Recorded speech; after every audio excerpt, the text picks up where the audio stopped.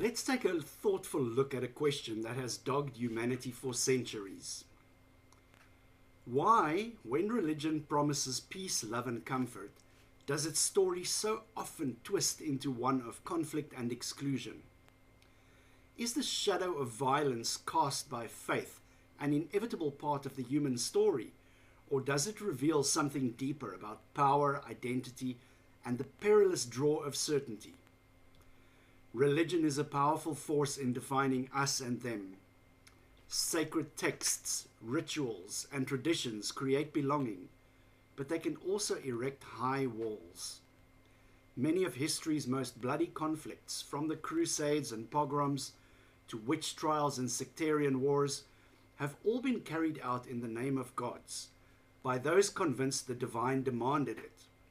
Even in our rainbow nation, South Africa, faith is not always a unifying thread. Think of the recent Suurbekom siege in 2020, where questions of church leadership turned violent.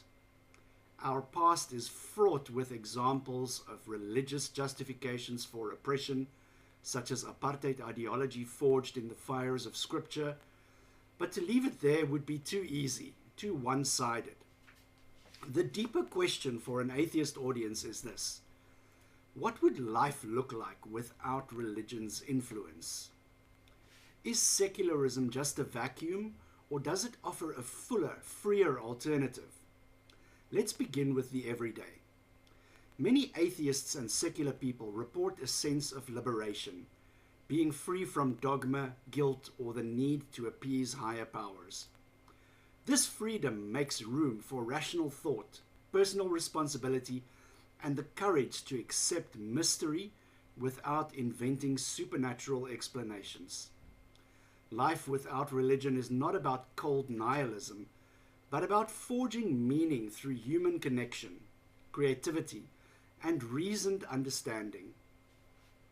Rather than outsourcing morality to ancient texts or divine decree, secular people craft ethical principles based on empathy, science, and the real consequences of our actions. Contrary to a popular myth, abandoning religion doesn't mean abandoning morality. Moral autonomy, which is choosing good because it's good, not out of fear of punishment or hope for reward, can be profoundly empowering. It places responsibility where it belongs, with us. Modern secular ethics, humanist philosophies, and communities of non-believers all show that kindness, justice, and cooperation can thrive without supernatural backing. There is ample evidence that secular societies, countries where public life is free from religious rule, tend to be more peaceful, egalitarian, and tolerant.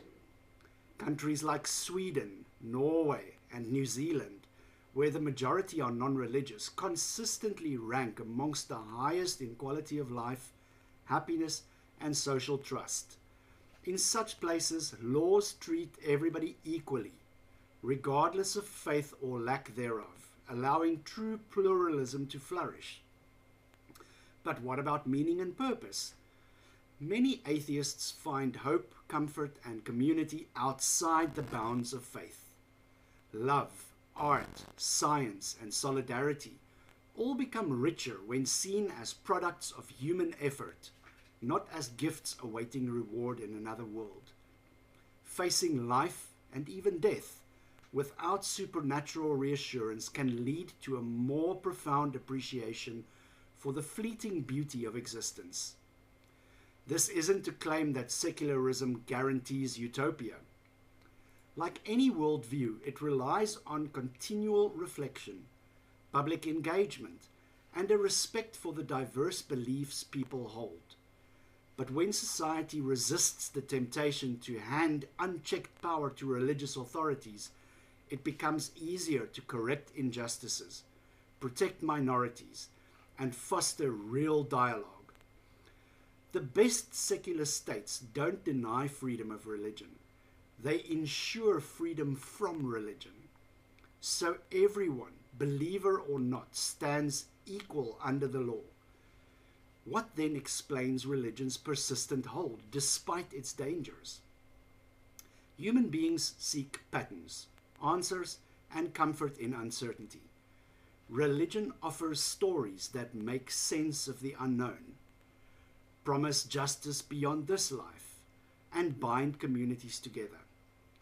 But these very strengths can turn into weaknesses when belief becomes dogma, when faith demands loyalty beyond reason, or when questioning is silenced in the name of sanctity.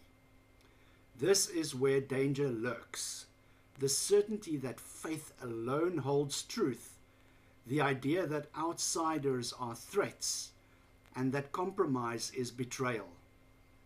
It is no coincidence that some of history's worst violence has been justified with the language of holy war, divine command, or spiritual purity.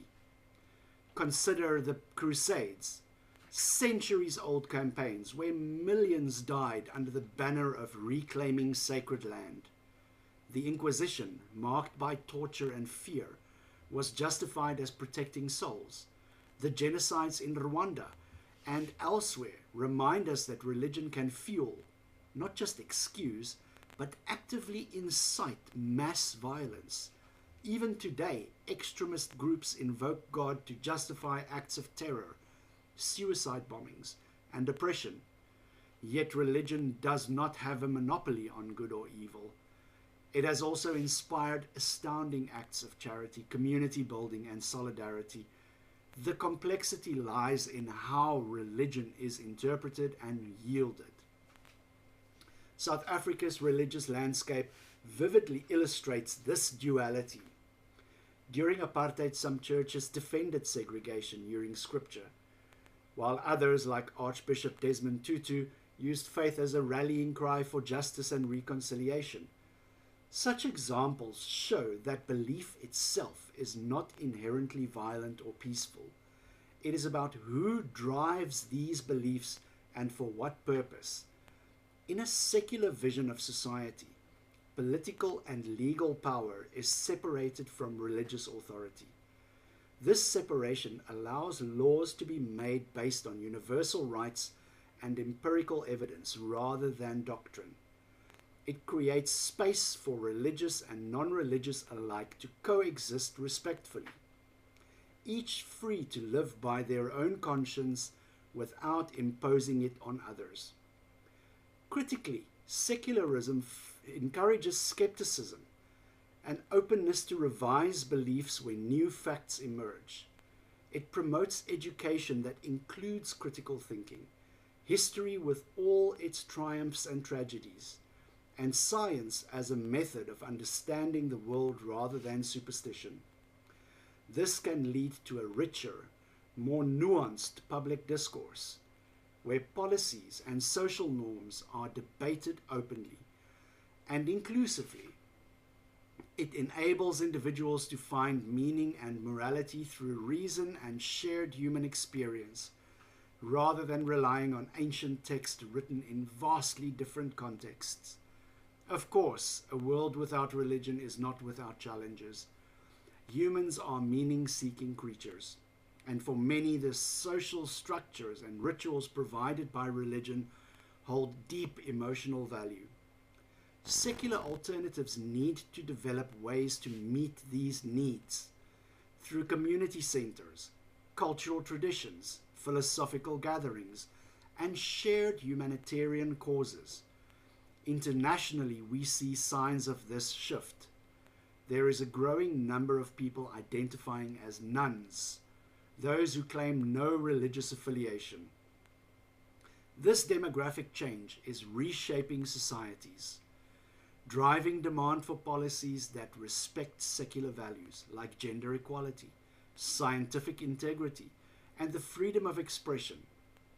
In the end, the question is not whether religion can be erased from human history, that is unlikely, but whether it will remain the dominant force shaping our worldviews, laws, and identities. True peace does not flow from sacred prayers or shared hierarchies. It emerges from laws that protect everyone, form a culture that values free inquiry, and from the hard, beautiful work of treating each person as an individual worthy of dignity. In the end, the best alternative to faith-fueled conflict isn't just the absence of religion, but the presence of lived secular values that make every day count, every voice matter, and every neighbor of whatever belief a fellow traveler on the same fragile world. When we strip away dogma and superstition, what remains is a call to responsibility, reason, and compassion, a chance to build a society where belonging isn't defined by belief, but by our common search for truth. So let us not hope for perfection in every prophet, nor demand sainthood from every institution.